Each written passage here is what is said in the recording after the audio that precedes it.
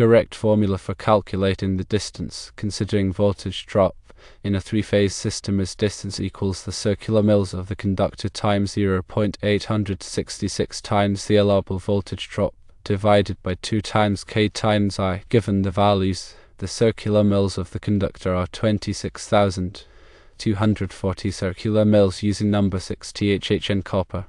The allowable voltage drop is 14.4 volts, which is 3% of 480 volts.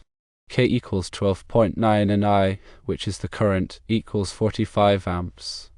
The initial and correct answer calculation used the following: distance equals 26,240 times 0.866 times 14.4 divided by 2 times 12.9 times 45, which results in approximately 281 feet.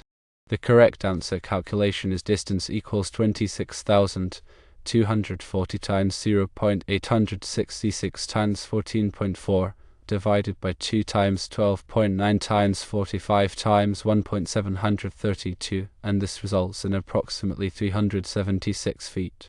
The explanation for this difference lies in the incorrect value used for the voltage drop in the denominator. The correct voltage drop value for a three-phase system is obtained by multiplying the allowable voltage drop by the square root of 3, which is approximately 1.732. This is because the voltage drop occurs across each phase, and in a three-phase system, the voltage across any two phases is the phase voltage multiplied by the square root of 3. Therefore, the correct distance calculation yields 376 feet. In essence, when calculating voltage drop in a three-phase system, it's crucial to incorporate the square root of 3 factor to account for the phase voltage relationship. Omitting this factor, as seen in the initial calculation, leads to a significant underestimation of the distance. To further clarify the components of the formula and their impact on the distance calculation, let's delve into each variable. Firstly, the circular mils, often abbreviated as cm, represent the cross-sectional area of the conductor. In this case, a number 6 THHN copper conductor has a circular mil value of 26,240. The larger the circular mil value, the greater the conductor's ability to carry current without excessive voltage drop. Secondly, the factor 0.866 is derived from the sine of 60 degrees, which is relevant in three-phase power calculations due to the 120-degree phase difference between each phase. Thirdly, the allowable voltage drop is the maximum permissible voltage drop, expressed in volts, that can occur over the length of the conductor. This value is often dictated by electrical codes and standards to ensure proper equipment operation and prevent overheating.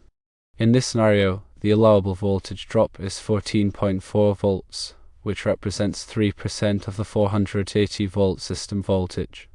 Fourthly, K represents the direct current constant for the conductor material.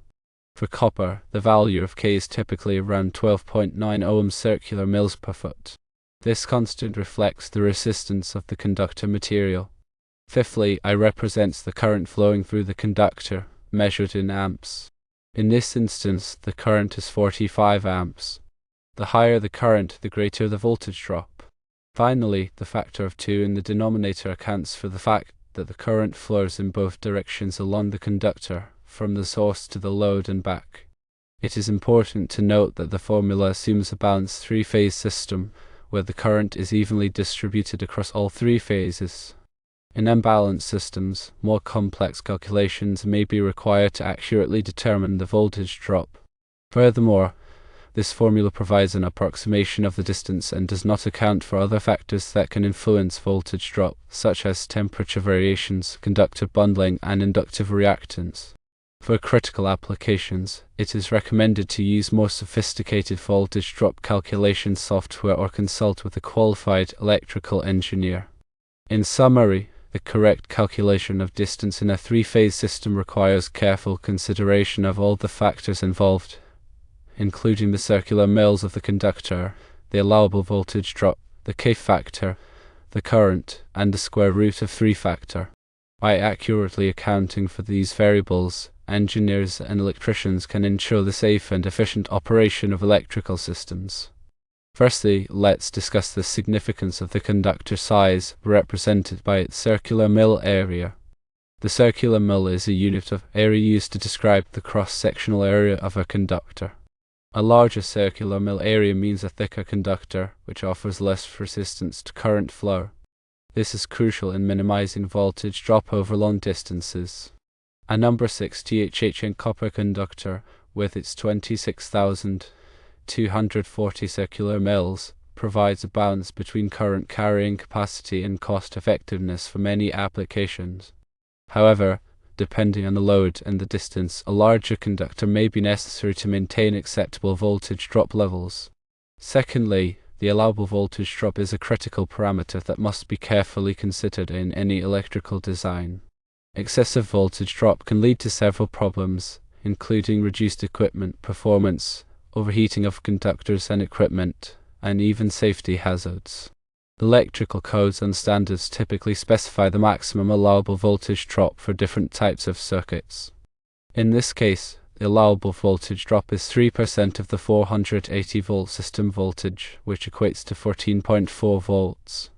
This means that the voltage at the load end of the conductor should not be less than 465.6 volts. Thirdly, the K-factor, also known as the resistivity constant, is a property of the conductor material that indicates its resistance to current flow. Copper, with its K-factor of 12.9 ohms circular mils per foot, is an excellent conductor and is widely used in electrical wiring. Other conductor materials, such as aluminum, have higher K-factors, meaning they offer more resistance to current flow and require larger conductor sizes to achieve the same voltage drop performance. Fourthly, the current flowing through the conductor directly impacts the voltage drop. The higher the current, the greater the voltage drop. Therefore, it is essential to accurately estimate the load current when designing electrical circuits. In this scenario, the current is 45 amps. This value should be based on the expected load demand and any applicable safety factors. Fifthly, the inclusion of the square root of 3, or approximately 1.732, is essential for accurate voltage drop calculations in three-phase systems. This factor accounts for the phase voltage relationship in a three-phase system. In a three-phase system, the voltage between any two phases is equal to the phase voltage multiplied by the square root of 3. Therefore, when calculating the voltage drop across a conductor in a three-phase system, it is necessary to include this factor to account for the phase voltage relationship. Sixthly, it's important to remember that this formula provides an approximation of the distance and does not account for all the factors that can influence voltage drop. Other factors, such as temperature variations, conductor bundling, and inductive reactance, can also affect the voltage drop. For critical applications, it is always recommended to use more sophisticated voltage drop calculation software or consult with a qualified electrical engineer to ensure accurate results. In conclusion, the correct calculation of distance in a three-phase system requires careful consideration of all the factors involved, including the conductor size, the allowable voltage drop, the K-factor, the current, and the square root of 3 factor.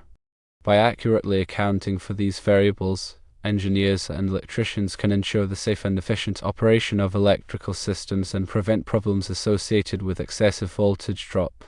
Let's further break down the significance of the square root of 3 in three-phase calculations. Firstly, understanding three-phase power systems is crucial.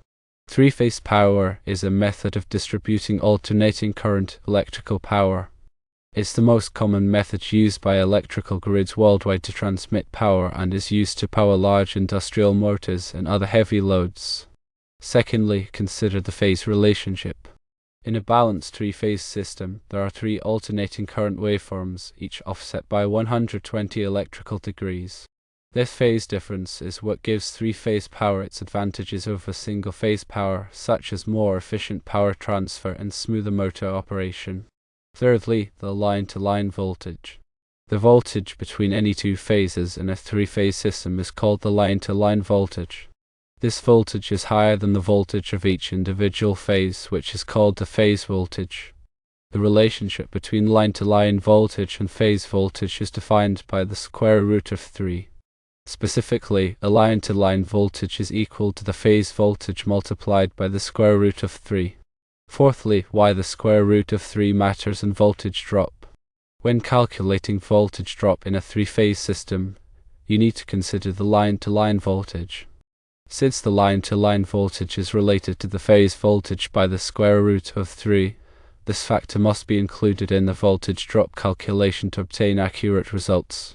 Ignoring the square root of 3 will lead to an underestimation of the voltage drop, as demonstrated in the initial incorrect calculation. Fifthly, practical implications. Failing to account for the square root of 3 in voltage drop calculations can have significant practical implications.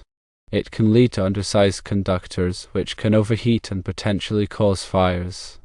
It can also lead to reduced equipment performance, as motors and other loads may not receive the required voltage to operate efficiently. Sixthly, a real-world example. Imagine you are designing a three-phase power system to supply power to a large industrial motor located 400 feet away from the power source. You calculate the required conductor size based on the load current and the allowable voltage drop, but you forget to include the square root of 3 in your voltage drop calculation. As a result, you undersize the conductors. When the motor is operating under full load, the voltage at the motor terminals drops below the minimum required level.